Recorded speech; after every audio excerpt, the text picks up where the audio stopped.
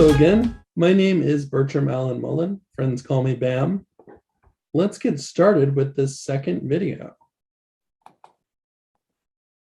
Again, a disclaimer that you have 10 seconds to read on your own.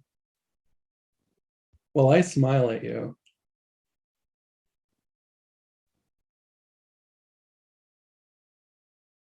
Oh, I forgot to count. That must be enough time. Okay, so as this says, that has a cool little animation. Books every ALT should read and why. The first book is The 7 Habits of Highly Effective People by Stephen Covey. There's a lot of good tips in this book. There are 7 habits that I've come up with on my own too, throughout my time after reading the book. And based on how I interpreted the habits, one way of looking at the habits is how they work in your life. And so what I recommend people do is they make their own 7 habits, because it's a really effective way of having an organized life, be that your ALT job or your personal life. So the 7 habits are basically as follows. Be proactive, think about your mortality, make a list of important aims and do them and do them before you do needless stuff. Be a team player. That one I mentioned in the last segment, that it's very important. Put yourself in someone else's shoes, also important when you work with someone in a team setting. Instead of complaining, look for a solution. This is also good if your JT suddenly says muzugashi while you're talking. Look for a solution in things. Work toward better understanding yourself physically and mentally. Yeah, this is very important, because if you don't know your limitations, you might be overwhelmed with things you can't do, and then just stuck in things. But if you know your limitations, then you can just check off what you can do and go, okay, I can do this, I'm going to do it. So how I apply these habits in my life, it might help you, it might not, but I hope that what you take away from it is how will you apply the 7 habits to your life. And I hope that it helps motivate you to do so. So my number 1, if someone tells me they are sad, how do I react? I always ask that. So should I go tell that person, and this can go with many things, not just sad, but in general, if someone tells me something, how do I react? Do I tell that person, go tell someone who cares? Do I say, bugger off? No, because I'm not British, but maybe I could say another word. Do I say, how can I help? Yeah, maybe the former would be a good way to leading the situation to less problems to deal with. Yeah. Yeah, I mean, you say the first thing, which is tell someone who cares, right? And then you don't have problems to deal with, and that's understandable. But if you deal with the latter, you build friendship and bonds with people, and that's a big difference. I've noticed that this is a culture where if you're walking down a slippery sidewalk and you fall, if people see you fall, they might not help you. That really shocked me. And I realized that it's because if you're not in an inner circle here, people don't care about you. But sometimes if you fall, people will help you. This has happened to me, by the way. As a guy from Texas, I wear my boots sometimes outside. I stupidly did it when I lived in Nagoya, when it had just snowed and it was icy outside, and I slipped and fell really hard, and people just walked right by me, and they basically go tell someone who cares, as they walked by, and I got myself up, but it was really hard. I hurt my wrist, and then the next day I didn't wear grip shoes, so I fell again, and this nice guy helped me stand up, but his girlfriend was looking at him like, what's wrong with you? Why are you helping that guy? Because some people don't understand, why would you stop and help someone? But actually, if you stop and help someone, you're showing a sense of kindness into the world, and you're bringing something more to your job more to your life and everything. And so I highly recommend the latter. I know that it takes more time to stop and say, how can I help you in different ways? But you're going to touch so many people in a positive way that doing that by going, how can I help you? Just find different ways to do it. That's yeah. How can I help you? That's my number one. Number two, let's see. One day I'm going to die. That's what number two is in the 7 habits. So I know that I'm not perfect. Still, I don't think that when I'm dead, anyone's going to say that I was intentionally cruel to them. They can say many things about me, like I was a weirdo. Yeah, that's true. I'm pretty weird. They can say I wasn't normal, and that's great. I don't want to be normal. But they'll also probably say that I was reliable and honest. They're not always going to say that I was on time, but I know that reliable and honest were 2 of the things that they're going to say. Yeah, and so that's why I think it's good to think about what people will say about you afterward before you make a decision. For example, I'll always remember the person who helped me stand up when I fell that second time, but I'll never remember the people who walked by me the first time. I don't even remember their faces, nothing. They went away in my mind. They don't matter. You know, to me, the positive ones are the ones who stick out. And so I think about that when I go outside, when I talk to you and go to my job and I talk to my coworkers. What are people going to think 10 years even down the line? Not necessarily when I'm dead, but hey, how about next year? After March, I'm going to have a new contract. I'm going to leave that school that I work at. I work at 5 this year. So what are the JTs and principals and vice principals of these 5 schools and my coworkers who aren't JTs or HCRs? What are they going to say about me when I leave? Are they going to bring me up to other ALTs and say, this guy was amazing. He was the best ever. What are you going to do?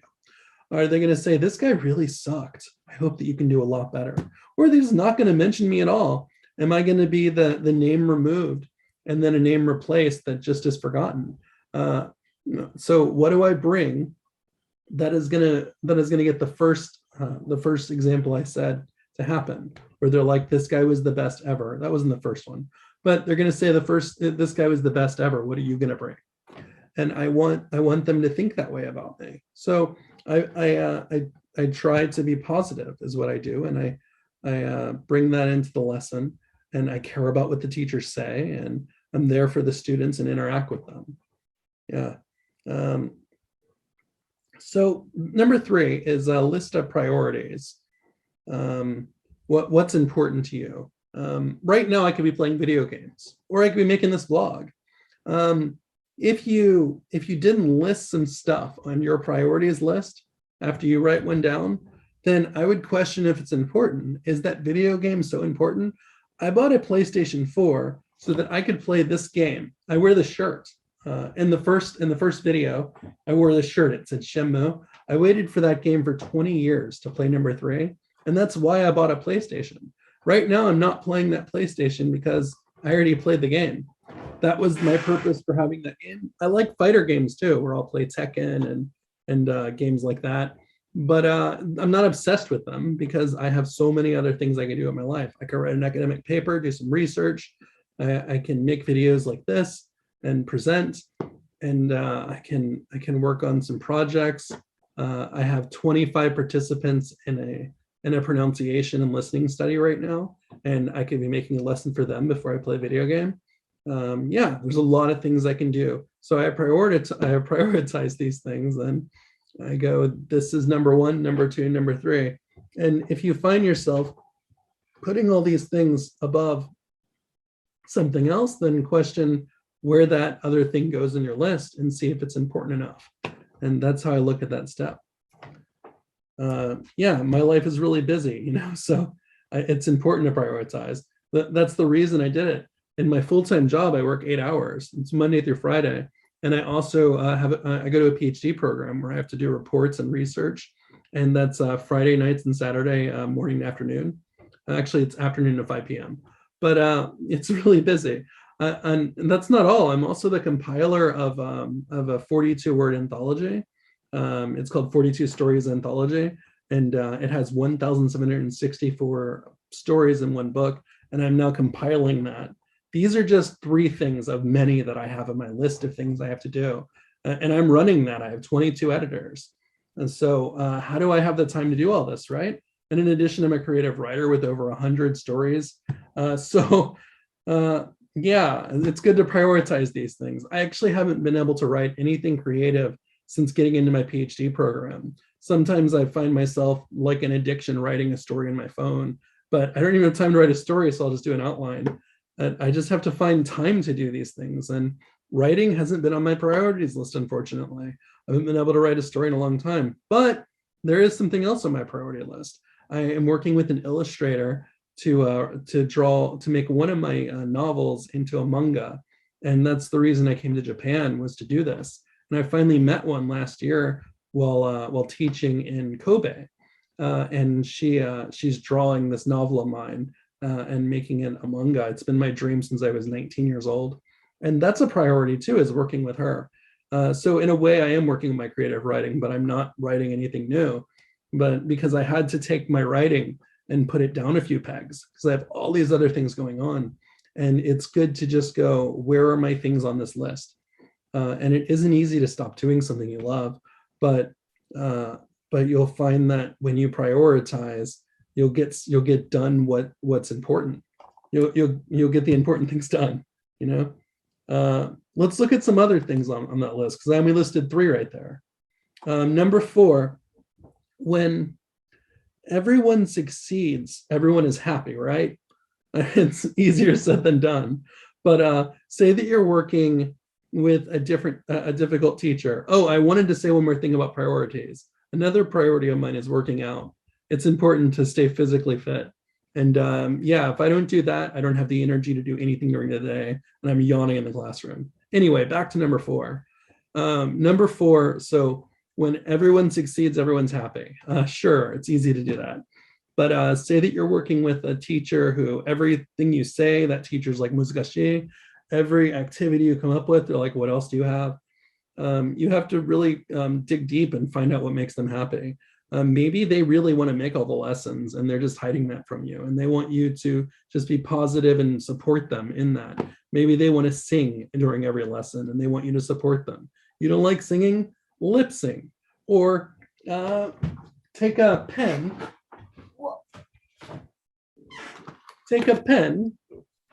and sing into it like a microphone, and the kids will laugh, or just pretend to sing. And then here you're supporting the teacher, and you're not acting like a comedian. You're just, if you like doing this kind of thing, you're just adding a little fun to the lesson. And you don't have to think of yourself as a clown or a comedian. Just if you're naturally funny, you can bring that into the lesson. But you don't have to be funny with a chicken pen. You can just be yourself. You don't have to sing into some microphone, but it's good to support your teacher if they like singing. And with that is number 5, which is put yourself in someone else's shoes. So a teacher who is at the school already, they work with the student a lot more than you. You work with each class for about 55 minutes or 50 minutes, some cases 40, 45. So you might notice in that teacher's schedule, they have more classes than you. They're going to those same classes.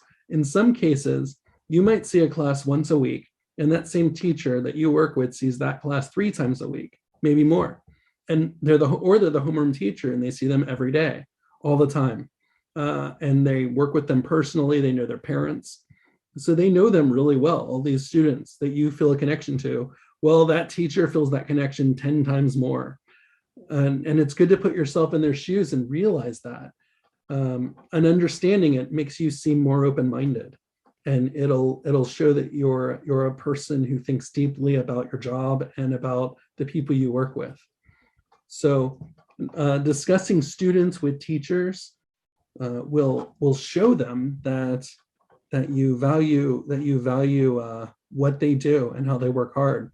That's what I was leading to at that remembering students' names and stuff is going to help you. And one way to do that is learning kanji, I guess, because then you could read their name tags and cheat. I can read some kanji, so I do that.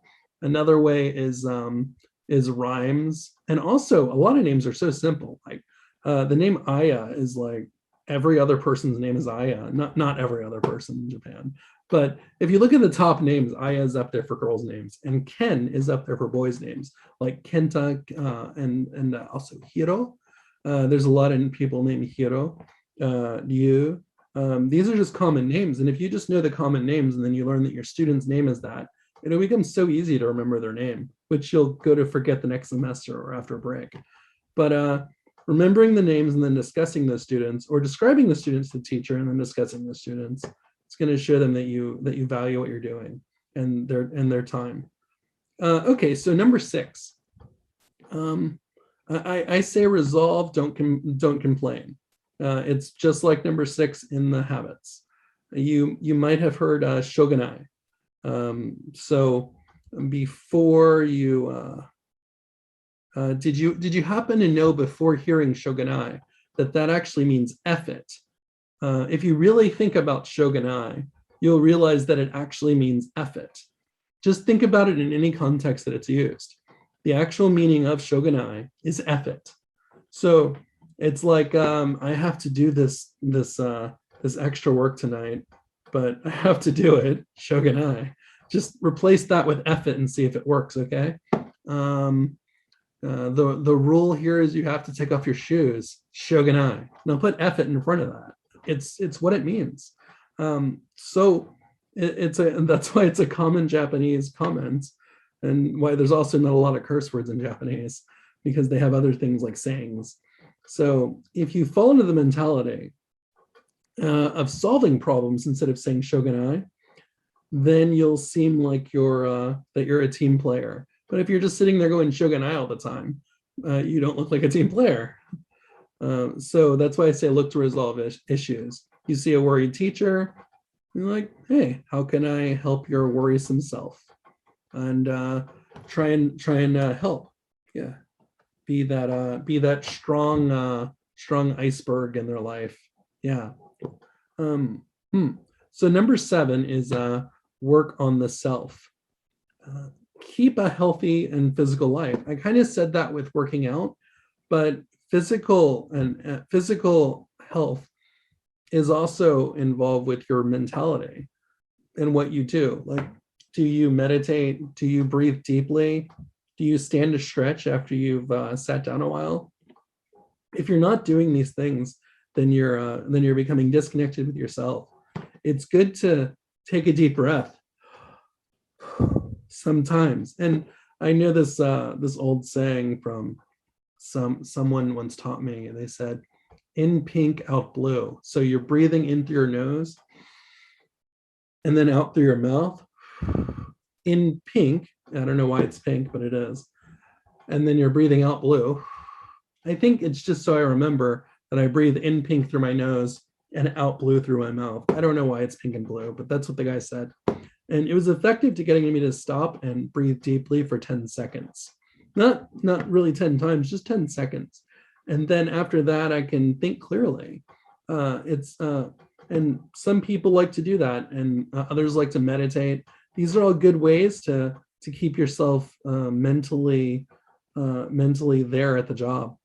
And I highly recommend it. It's a good way to get rid of the yawns too. And as far as physicality goes, I go to body combat twice, about every week with 2 of the teachers at one of the schools I work at. Yeah, it's like Taibo, but they just call it body combat. And what else? I like to do other active things like that, and it's a lot of fun. It's good to stay active. I have a gym in my upstairs floor where I do some bench pressing and lift weights. Yeah, so I'm just good to stay physically active and mentally active, and be aware of that. And positivity will just emulate from you when you do that kind of thing. Let's look at the next book. I always mistake this book for this book because they're so similar. One is just 7 steps, and then one is how to win friends and influence people. And they're really similar because they're both on ways to improve yourself in a positive, proactive way. But the difference between this book and this book is that this book has a good tip on remembering things and the importance of remembering things about people, such as their names, their likes, their dislikes, and it has a real emphasis on team building, and that's why so many business owners have read this book, because it's all about team building and bonds and kind of kinship.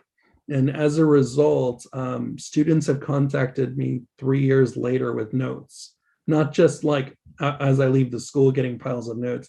I've gotten notes in the mail from an entire class that remembered me 3 years later. And they contacted coworker, like, what is it, ex-employers of mine. And they said, how could I reach this guy? I want to send him a letter. And I've gotten and then I end up with not just one letter, but a whole class of letters, because I take time to remember students' names and what they like. And it's just a so simple thing. Like you see students have a pen case with Snoopy in it. Oh, hey, that's pretty cool. Look, I like Snoopy too. Yeah, that's so cool. Yeah, and that's why I shaved my head, so I could look like Charlie Brown. Yeah, so that's so cool. We both like Snoopy. And then you have that in common. Or you see they like Minecraft, and tell them you like Minecraft too if you do. But don't lie about it, because then they'll ask you what character you like. I don't know anything about Minecraft. I just tell them the truth, that I've seen a trailer of it and it looked interesting. And they're like, well, you think my game's interesting. That's cool. And they like that.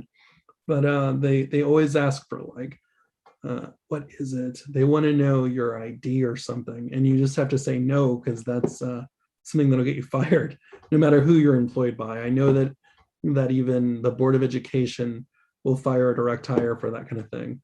So it's good to just say, I can't do it. Yeah, or I don't understand if they ask you. So usually ask that in Japanese. But yeah, this book taught me that team building is really important. And to do that, you remember things about people.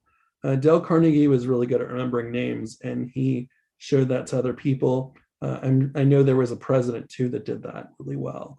One of the Roosevelts. I just can't remember which one at the moment, because I'm not as good at names. But the Roosevelt that remembered names all the time. Yeah, he was good at it, and it was resulted in him probably becoming president. Who knows? But Carnegie goes on and on about how that will help you build a bond with people, to build friendships and all that. Actually, I met a really good friend when I in my hometown, Houston, when I was going to the University of Houston, and I was sitting next to her, and I just read this book, and she was wearing this African hat, and I have nothing in common with her, probably, except that we're both in a creative writing class. So I looked at her and I just started talking to her about books, and we're just talking about books. And then we started a writer group that year, and we ended up being co-president of a tutoring group that helped writers who spoke foreign language and wanted to write in English. And we helped dozens and dozens of people get published through our friendship. And it's just because one day I was sitting in a creative writing room and I just read this book, and I thought, I have nothing in common with this girl, but I'm going to become friends with her. And she became a great friend of mine, and we're still friends now. So it's really effective. And I still remember her name too. So let's look at the next book. I mentioned this book a lot last time, and I know I mentioned the other one too, but this one I emphasized a lot. So I think it's probably the most important of the books I'll mention, and obviously because I mentioned it in the last one too. There's a lot of generalizations in The Geography of Thought: How Asians and Westerners Think Differently and Why, by Richard Nesbitt. But the author admits that a lot, like points it out a lot. But there are a lot of good tips about culture and a better way to understand the culture here. For example, the Socrates and Confucianism ideologies. Socrates was about the individual thoughts and how the individual would act and do on their own. And if you think about Americans, how many Americans want to be themselves? But then if you look at Japan, how many people here want to match, and they see someone else wearing the same shirt and they want to become best friends because but Confucianism goes more into I don't know anything and my teacher knows everything. And that's why you're going to get a lot of quiet students who like to match, because they don't want to stick out and they don't want to be loud because they believe that the sensei knows everything, which is why when someone with a Socrates kind of ideology comes into a classroom and wants them to talk, it's hard at first, but they'll get used to it if you're just if you persevere. So the former, again to emphasize, leads people to think for themselves and to be an individual and leader to discover and reach goals, okay? The latter exemplifies that I don't know anything and my sensei knows everything, or my senpai knows everything, and I need to just be quiet and listen until I learn everything they want to teach me. The end. Because I am ignorant and they know all. That's the way of thinking there. So when I'm a sensei, it's okay to demonstrate my knowledge to my students, right? But then when I'm in the office during an uchawase, I'm now the kohai. That means the underling, and the sensei is the sensei, and I know nothing. So the beliefs can balance, though. That's my belief, is that both of these can balance, and they're both great and useful. And when you use them together, it makes you stronger in the situation. So on one hand, we can help people through our knowledge and confidence in English. And on the other hand, we can listen and learn. And then you take that together and it's this fusion of awesome, okay? It isn't that way in Japan. For example, during a meeting, the Japanese teacher assumes that they outrank you, so you're going to listen. Or the principal assumes that they outrank everyone and they're all going to listen. That's how it works. So, yeah. So there's also the saying that they have too. I wanted to touch on that. Yeah, it's if the nail sticks out, to smash it down, meaning if you don't belong, you need to get fixed. And this book also helped me with that, and also learning how to build that balance that I was talking about, where I'm gonna listen and learn, but I'm also bringing my leadership skills and confidence into the room. Of course, I'm not always that confident. Sometimes I'm as shy as a junior high school student in Japan, and sometimes I'm as wild as a rock star. It just depends on the mood. But I find the middle of that, and that's what I try to bring in, is the middle. And then I balance it, and I try to help my students emulate that too. All right, let's look at the next book. Teachers will ask you, and students too, all the time about grammar and how to use it, and why this sound and not that sound.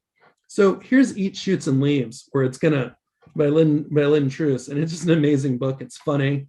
That's the difference between this book and other grammar books you might read, is this one's hilarious, okay? You're gonna laugh and then learn, and then you're gonna be able to use what you learned to help these teachers and students who ask you the questions. Now, you're not gonna be able to answer all the questions from this book, but you'll be able to answer a lot of them, and I highly recommend it. It's good to have grammar books, usage books, and other books handy so that you can answer these questions. You can't always have a cell phone on you, so it's good to just have hard copies of these books at your desk if you only work at 1 or 2 schools. But maybe you can use a computer version of a Kindle and or iPad version if that's okay at your desk. Yeah, I bring my computer to every school I work at, and I've never had a problem with it. I don't know about your company's policy or anything like that, but I brought a computer to every place I've worked, and I've worked in Asahikawa to Kyushu. Now I'm in Osaka. I've never had a problem with a computer, but watch next year I will. So we'll see. And I have my books on my Kindle, is my point. And if I need to know something, I'll reach for them. You can't always do that in the classroom. So I have somewhere a dictionary that's really small. It's about that big. This little dictionary I have. It's a Japanese to English dictionary. Fits in my pocket. And a lot of students will ask me what word is, what's this in English? And if I don't know, I'll just flip out the book and it helps me out a lot. Let's look at the next one. Oh, that isn't a book at all. So the point of this is any Japanese or English dictionary, like I was just saying, is going to help you. Yeah. So studying with these also is going to show students that you're interested in their culture. If you bring these books and study them as you're hanging out with students, they're going to just think you're so cool. Or maybe they'll grab it from you and check out a word they want to know. And that's good. It's a good learning tool for them. Yeah, it's a good way to open a conversation. So guess what? That is the end. I'd like to thank everyone, and especially ALT, Agora, and staff. May the words you heard be remembered as positive guidance for your future.